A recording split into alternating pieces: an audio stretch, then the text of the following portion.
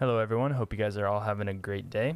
In today's video, I'm going to be teaching you guys how to do the solo flawless Harbinger mission. This actually isn't a very difficult task to do. It just takes a lot of preparation, some time, and a good few attempts, and you should get it down fairly quickly. I actually did this on my second try for trying solo flawless. I had ran the mission about 6 times before, so I had a very good idea of what all of my surroundings were.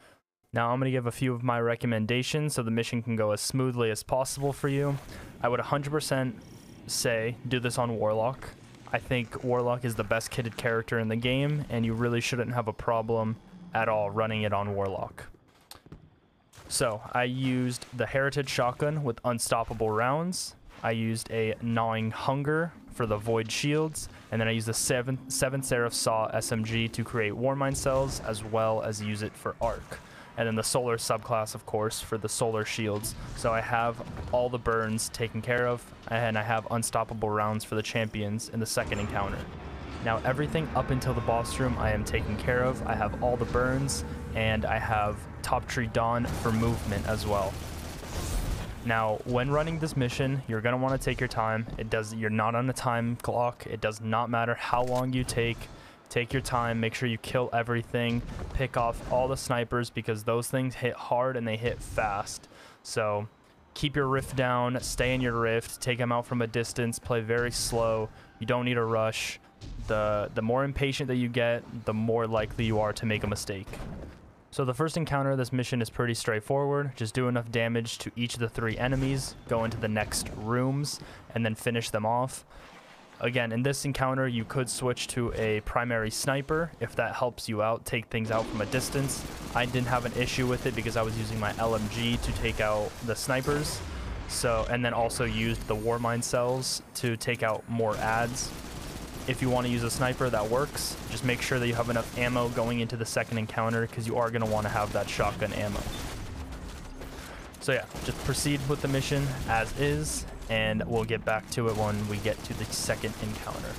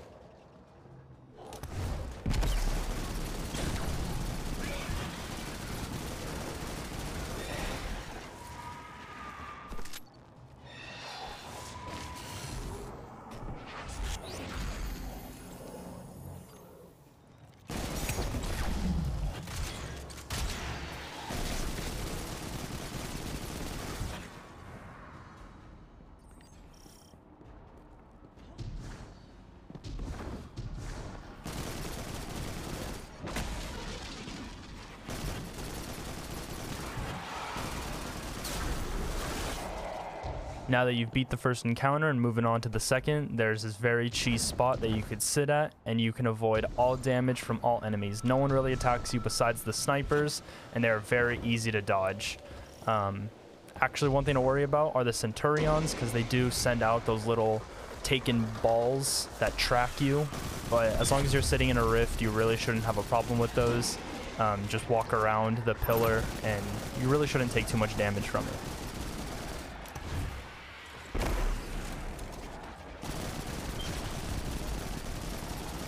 So again, just take this encounter very slowly.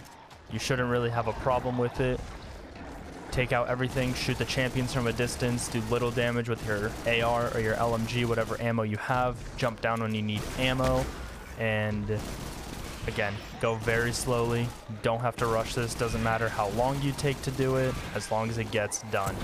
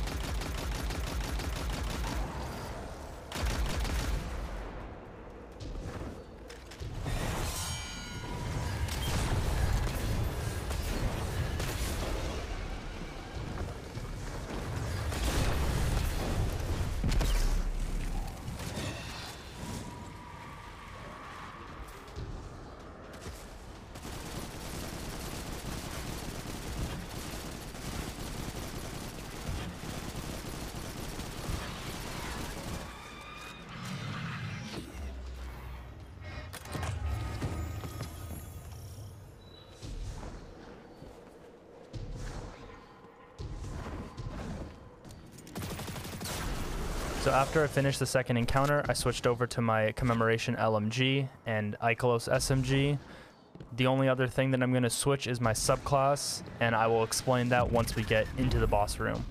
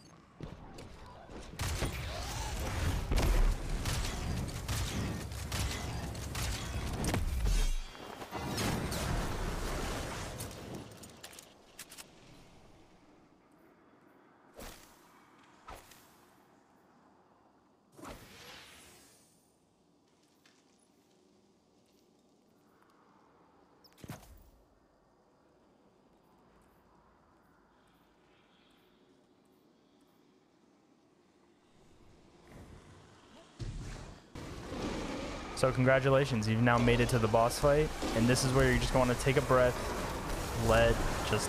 really take your time, and make sure that this is the run to get it done. Getting to the boss fight and dying is one of the worst feelings ever, so really just take your time, don't make pushes that you shouldn't make, don't overextend if you don't need to. Now, as you saw, I switched to Controversive Hold and Nova Bomb. I'm going to basically just take advantage of holding my grenade and throwing it at the boss and letting my grenade just continuously keep charging up, and then using the Nova Bomb for that extra bit of damage when needed. So again, in this encounter, go very slow, make sure all the adds die. Those Shadow Thrall love to keep spawning in, so this is where I use the Dragonfly on my LMG and the Warmind cells on my SMG. Again, take your time. Make sure you take out all the adds around you before you start dealing damage to the boss. Don't overextend. Don't do anything that you shouldn't do. I can't stress it enough. Take your time, go slow, and you should be fine.